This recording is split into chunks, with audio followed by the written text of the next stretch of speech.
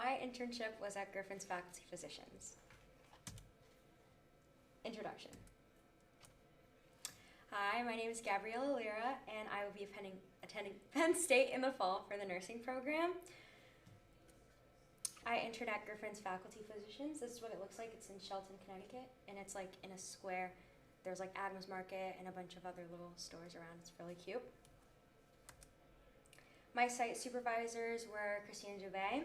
She is a registered nurse and the quality manager of the facility, so like she pops in every now and then. Dr. Barbie Bilar.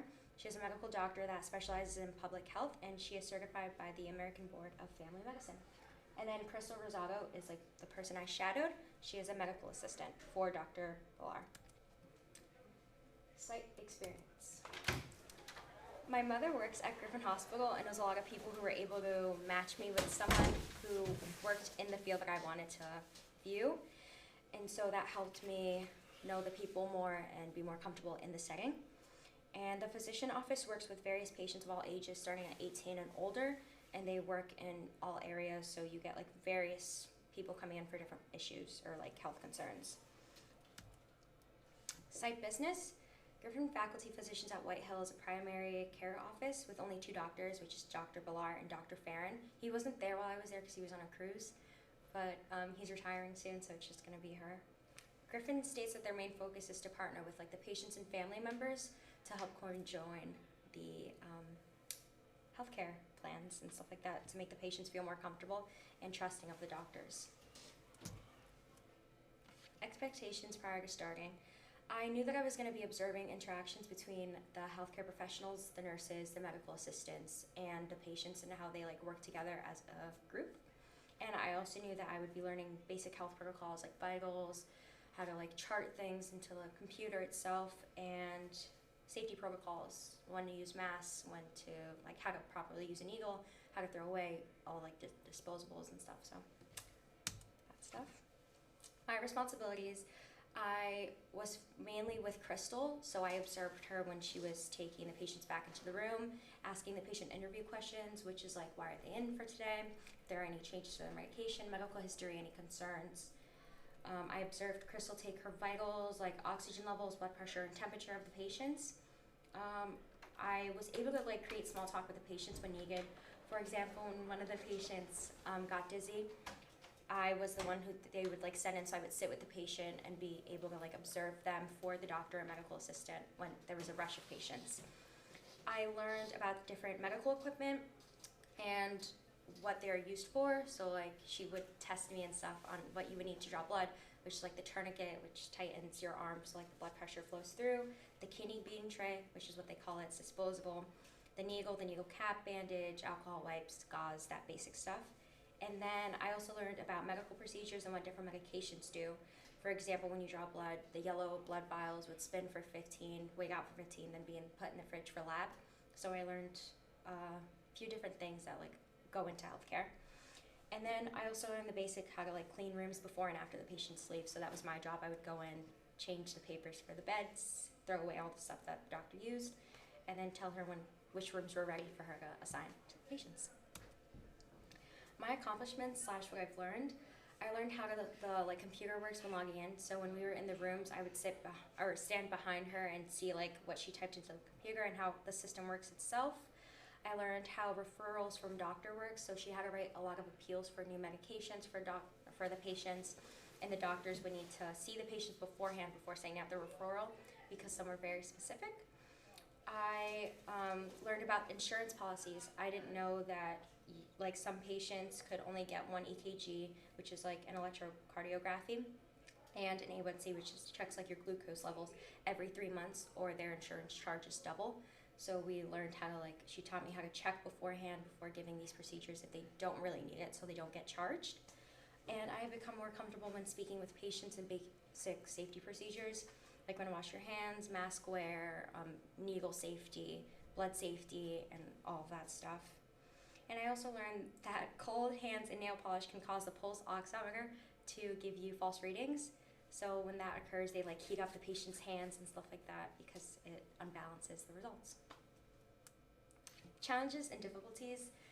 Since I was shadowing a medical assistant, half the time it was a lot of paperwork and computer work that she would have to do, and as much as I could see it, it was kind of boring at times because I couldn't help out, so it was more of just like learning the basics of what she did. And viewing the same procedures multiple times a day, the same questions asked for each and every patient, that gets kind of boring because it's like you're hearing the same thing over and over. And the patients' rooms were kind of small. I have a picture on the next slide, so it's sometimes difficult. I felt like I was in the way, depending on like how many people were with the patients itself. And keeping a positive attitude when working with rude patients, because a lot of them were like older patients who like wanted things their way at that like time and stuff, so we had to keep smiling and pretend like it was just not a big deal. Conclusion. Develop skills. I learned how to quickly but efficiently clean the rooms properly for the next patient, being patient and calm when working with patients like that who have dysphagia, which came in a lot of patients with like disabilities who weren't able to like get their words out, so we had to like take our time with working with them. Bringing patients back to the room, proper way to take vitals for different patients with different weights, working with trying to change the arm cuffs because it depends on the patient's weight.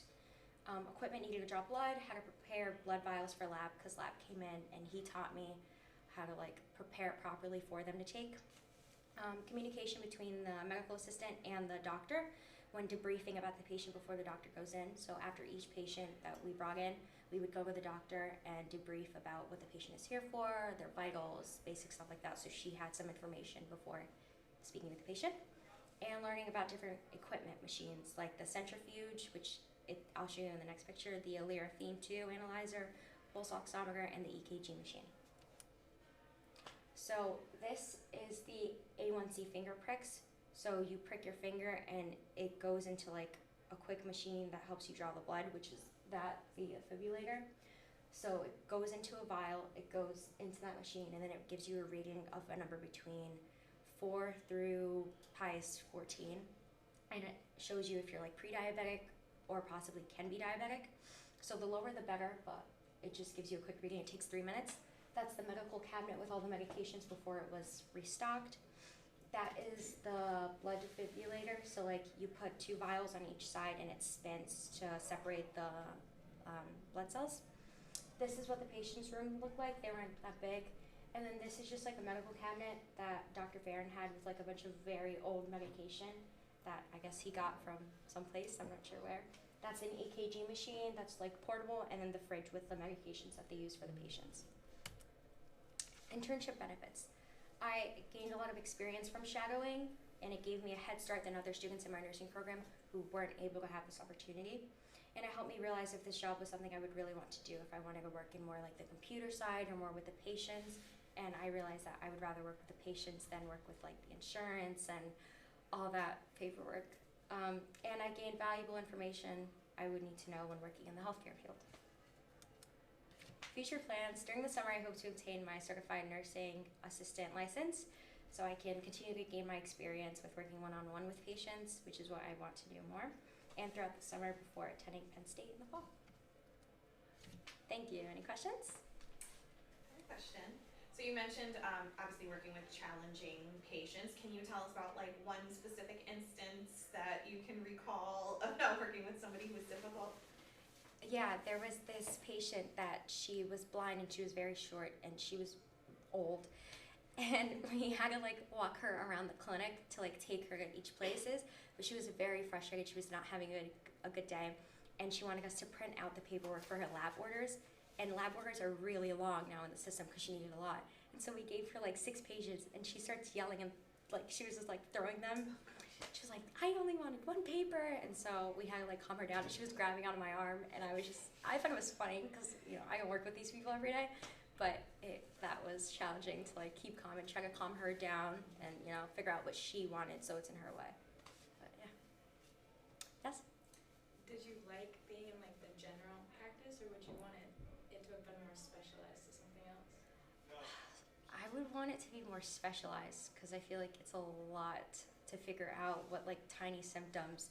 It could be like a range of things when they come in, like just with like a headache and then like leg pain, and you have to figure out, oh, well, it could be this or it could be that. It's just a lot, so I'd rather be specialized and like work with kids too.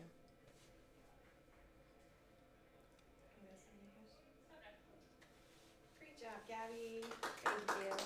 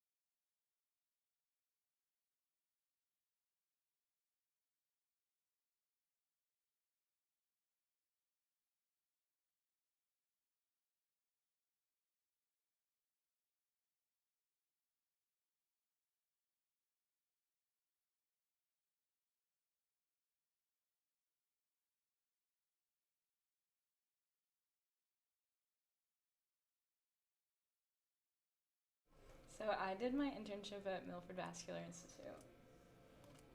My name is Elizabeth Ryan. In the fall, I'm going to UConn, and I'll be majoring in nursing. I interned at Milford Vascular Institute in Milford, 20 Commerce Park. My site supervisors were Karen Auger, who is a physician's assistant, Karen Jimenez, who is a medical assistant, and David Esposito, who is a board-certified cardiac, thoracic, and vascular surgeon. I chose Milford Vascular because I've been there for a field trip. I went for my medical terminology class back in November, and even just the one day that I was there, I saw so many different procedures and I met with so many different patients that it was just something that I was really interested in. So I decided to go back there. And then I was also thinking in specializing in cardiology. So I just wanted to see if maybe that's what I was interested in. The business of this site, they're a private vascular practice. They specialize in the treatment of varicose veins, leg swelling, and vascular disease. And then they have like a quote, "We at MVI are a group of individuals who come together as a team to provide comprehensive, state-of-the-art care for patients suffering from all aspects of vascular disease.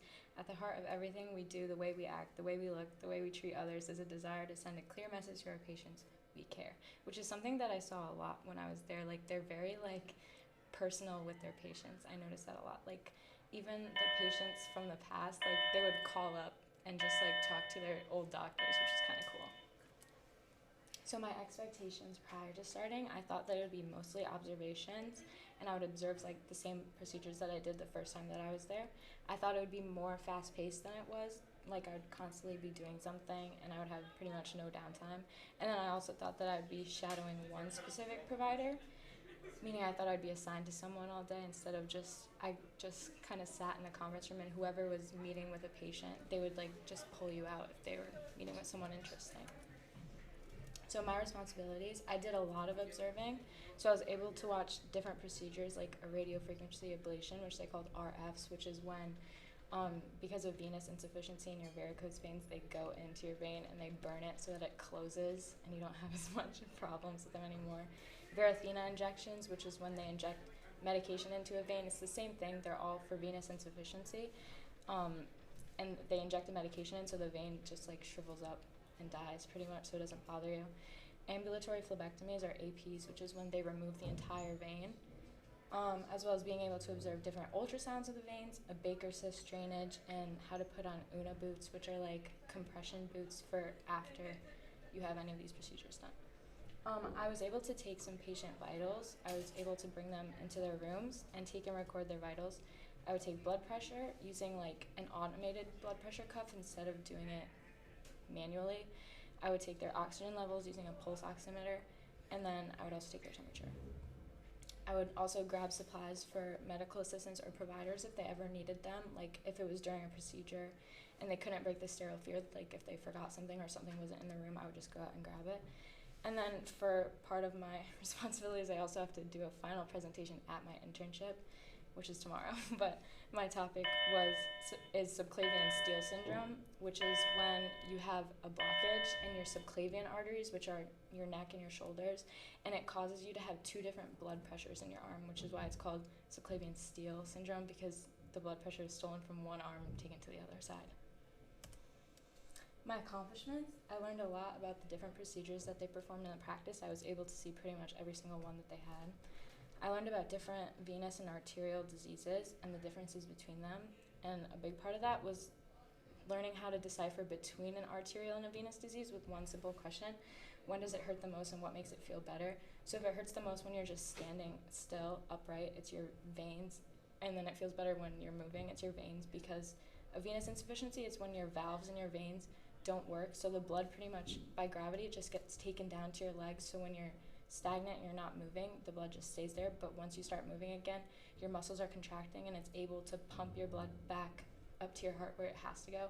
But with venous insufficiency, it just stays down. So that's how you know between venous and arterial. I also learned basic anatomy of the veins and the arteries.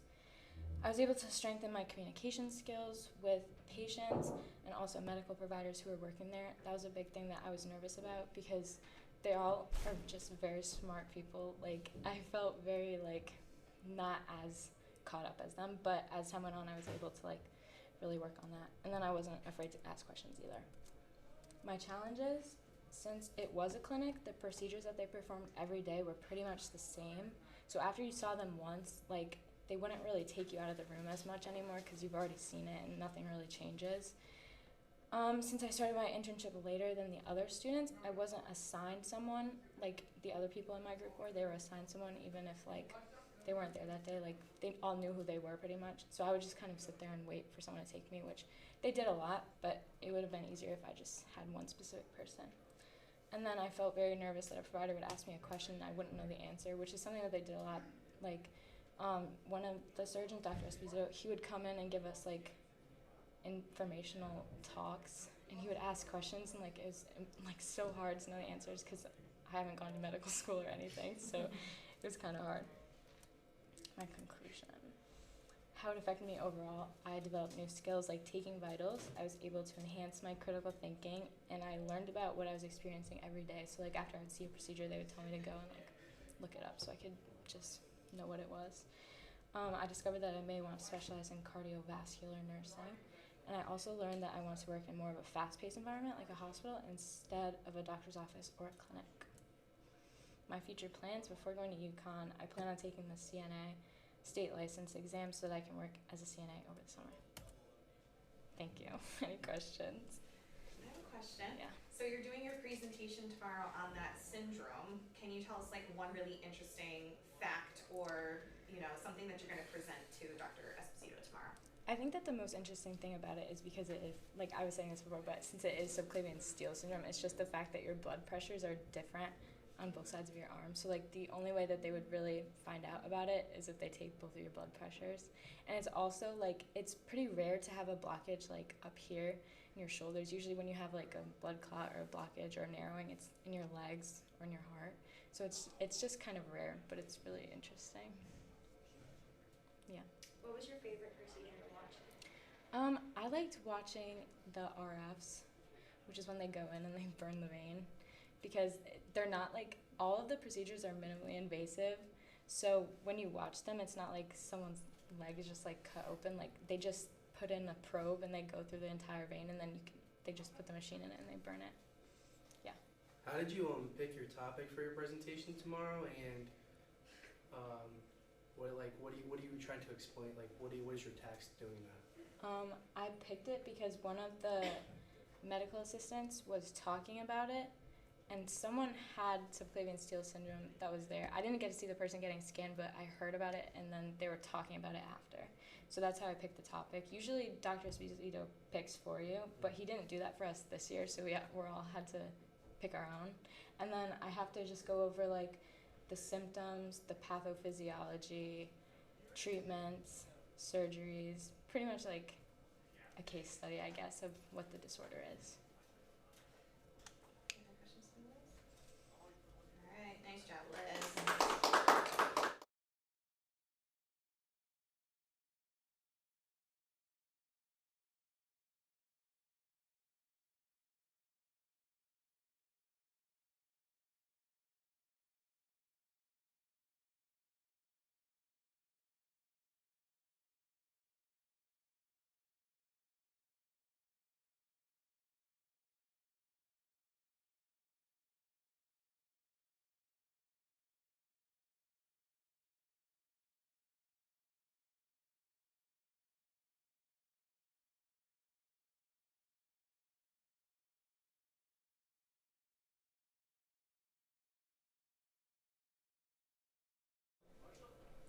So I did my internship at JFK Elementary School.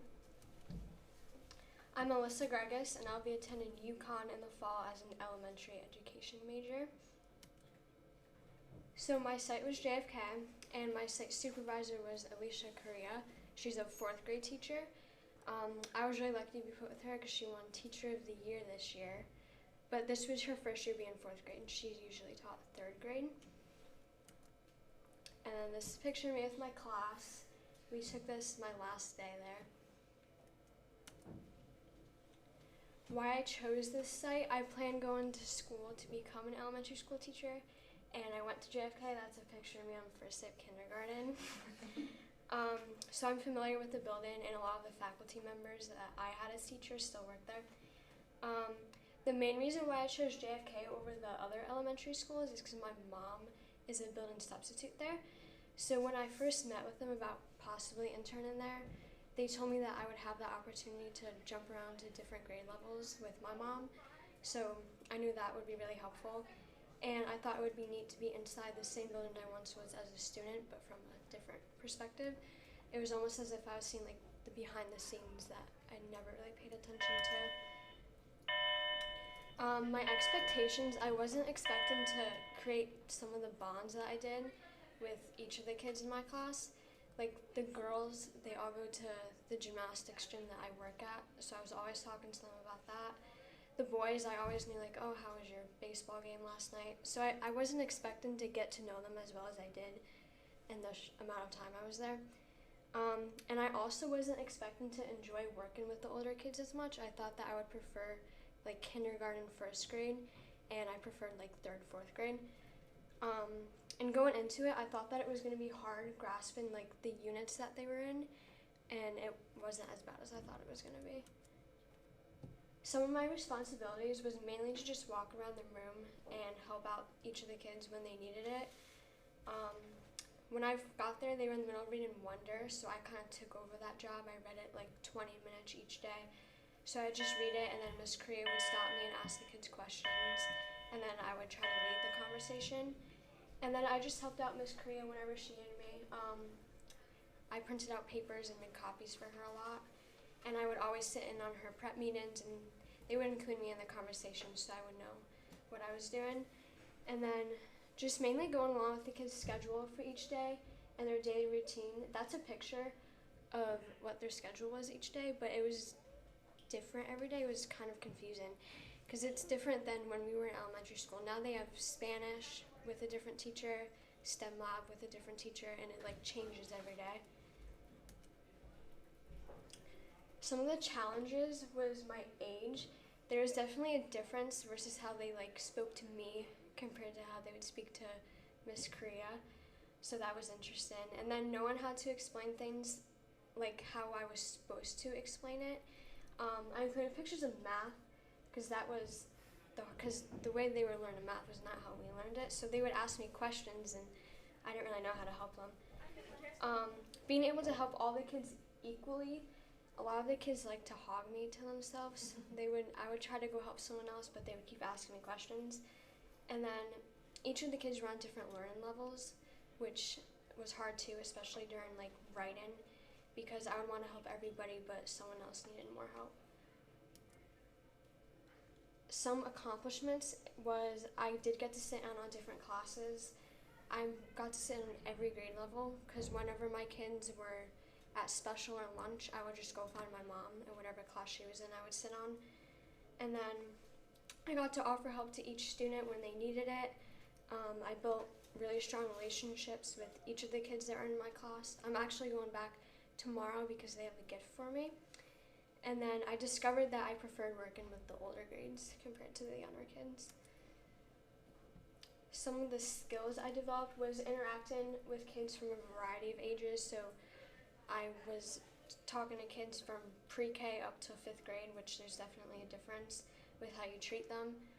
Time management and adapting to certain situations because every day you never knew what was going to happen. Something always came up that you would have to work with. And then this will aid me in my future because I've had experience with all grade levels. So I know now when I go to school to become a teacher what I prefer to do. And I still plan on going to UConn and entering the ACES program, and then my sophomore year applying to the NEAG School of Education. Any questions? Can you tell me if you learned anything about like classroom management and what that looked like, or what you might do in the future? Yes, so Miss Korea, I got there at the end of the year, which she was telling me she kind of wishes I interned at the beginning of the year because I'm seeing like the end product, but have a really strong like daily routine so they know like what to do. Like when they would come in, they knew, okay, I gotta go hang up my backpack and then sit down and do the morning math problem.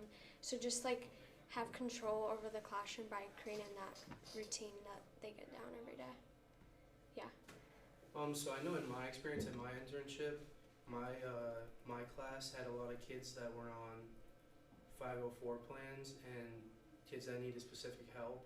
So did you have any similar experiences with them, and like how did that affect your internship? Yeah, I had a couple. They would get polled every day by a certain teacher, and then when I would sit down and try to help them, I did notice a difference because like I had one girl, I would try to help her with her writing, and it was definitely more challenging helping her compared to someone else with her spelling and punctuation and all that.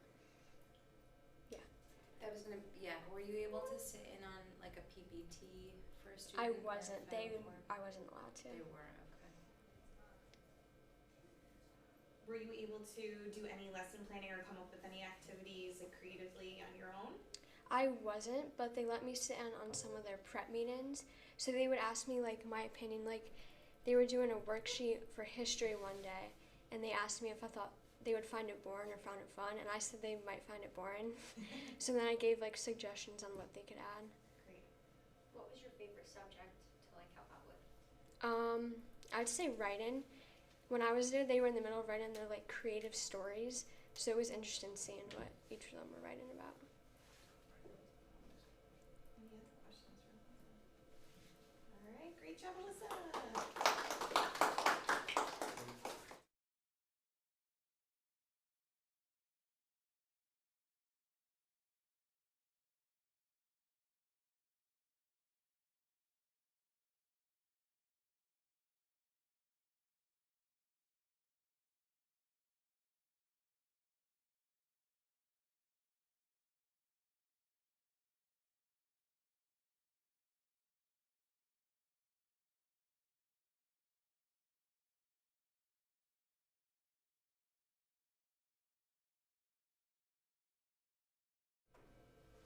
Alright, so I did my internship at Matthewson Elementary School. Who am I? My name is Louis Sabo. I'm a senior at Jonathan Law High School.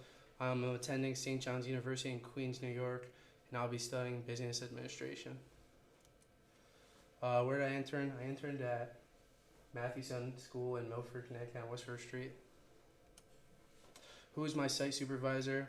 My site supervisor was my former 5th grade teacher, Mr. LaPierre, here, and then he's in the middle of that picture. Why did I choose this site? I chose this site because I wanted to gain experience and learn more about what it would be like to be an elementary teacher, because that was something I was interested in before I decided what I wanted to do. And it was right across the street from my house, so it was like easy. I walked there every day, walk home. I can go home for lunch, and then it wouldn't interfere with my sister's job or anything, because that was a huge problem with, she had a full-time job, so I wouldn't have been able to go anywhere else, so Matthewson was perfect. What goes on in my internship? It's a K-5 school in the group classroom format, so it changed from when I was there, where you would go and you would switch for your science class. So like there's 3 5th grade teachers, you'd switch for science, one teaches math, one teaches history. Now science is it's a special, so you go there for 30 minutes Monday or Tuesday, whenever it's scheduled, and your homeroom teacher teaches all your classes, your math, your history, your writing. When I went there, Miss Markovics and Miss DiFederico were my science and my math teachers, and Mr. LaPierre was my history teacher. Students are all taught the core classes, and then there's music, media, art, and gym class. What were my expectations prior to my internship? My expectations were, in the meeting before I had Mr. Lapierre, he told me I was going to be able to sit in on him meetings, help him make lesson plans, do all that type of stuff, assisting him while he's teaching classes, adding my 2 cents when he's speaking. That was a huge deal. I felt like I was able to step in as a teacher somewhat when he needed help. And I expected to learn different teaching styles because I went to my kid's special, so I was seeing other teachers and seeing how Mr. Lapierre differed from other teachers. One of my responsibilities, I was tasked with creating tests/activities for students based on the Bill of Rights and Electoral College.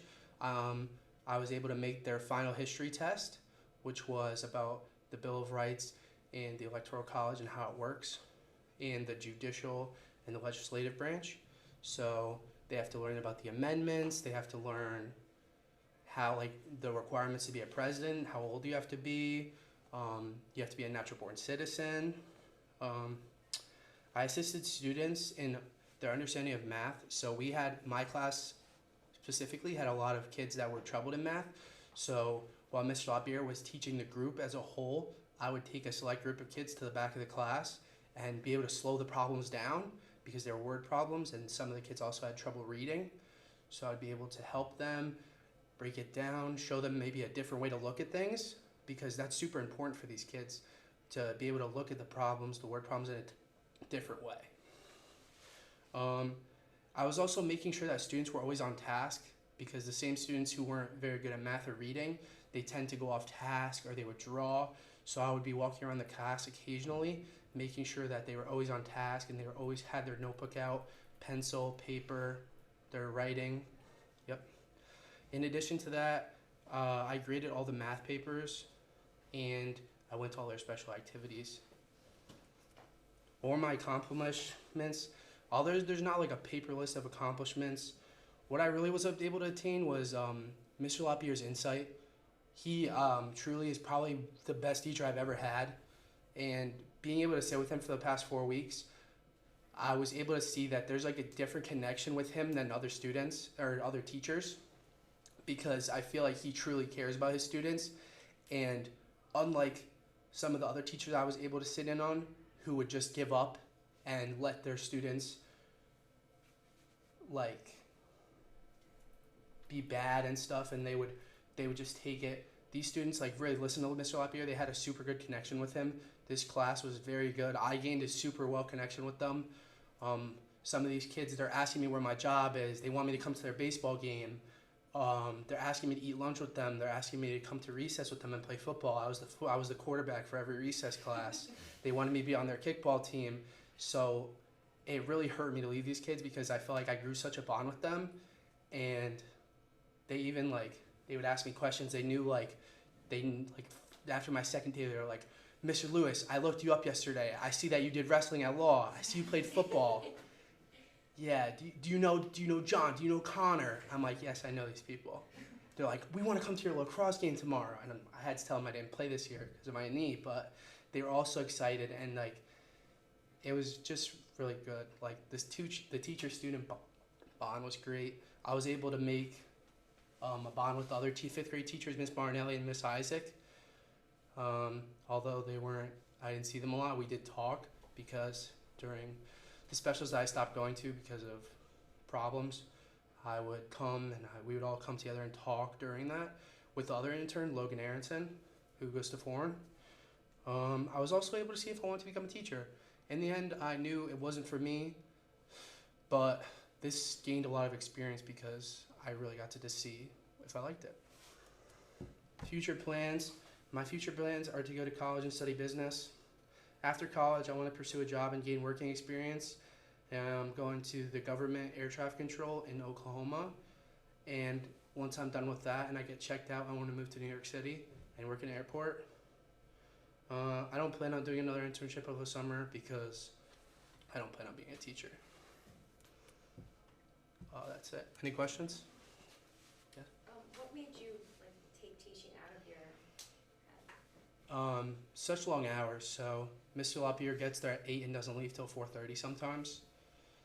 And I didn't think that was for me because I want to have a family, so I want to be able to be there for them. and he works super long hours over like nights if he needs to make copies about stuff.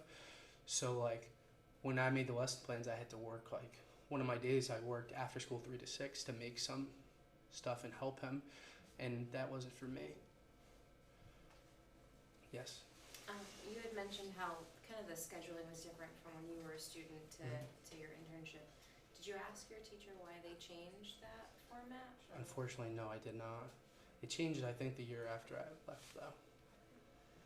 I prefer it the way I had it, though, because it's better, in my opinion, to be able to take a break from your teacher, and then have one teacher be able to focus. Okay, like I can do all the history stuff, because I saw the problem of he has to balance how much history, math, and writing he adds to his day every day, when instead if he was teaching all 3 classes the same thing, it'd be able to structure it better.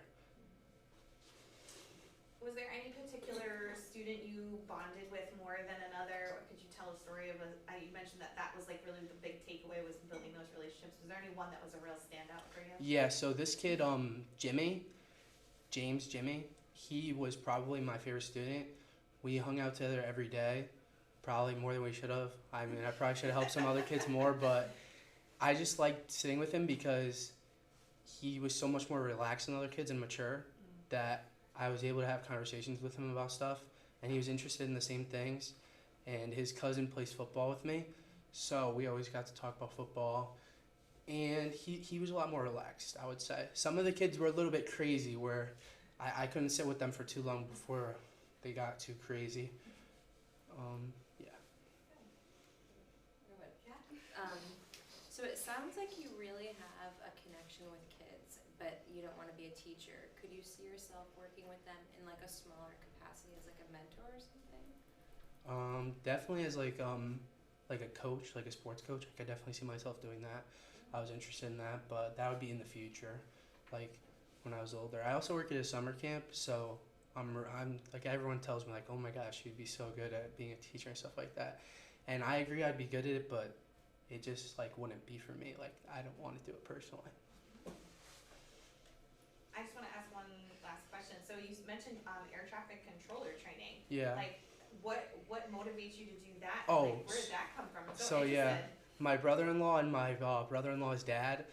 My brother-in-law's dad is the head air traffic controller, or he was before he retired, in New York City at, I don't know what airport. I'm not super close with him, but I know they make a lot of money, and I want to be able to be rich one day.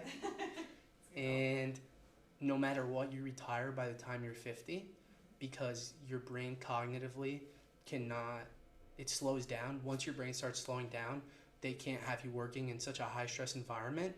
So that's what intrigued me. I'd be able to retire early, not early, but be able to retire somewhat early, make good money, work where I want, because I want to work in a very interesting place. And like there's all types of places. Like you could get stationed in Hawaii, Puerto Rico, Florida, wherever there's an airport, really. Yep, and it's a job that's on the influx. They need them. Any other questions for Lewis? Awesome job, Lewis.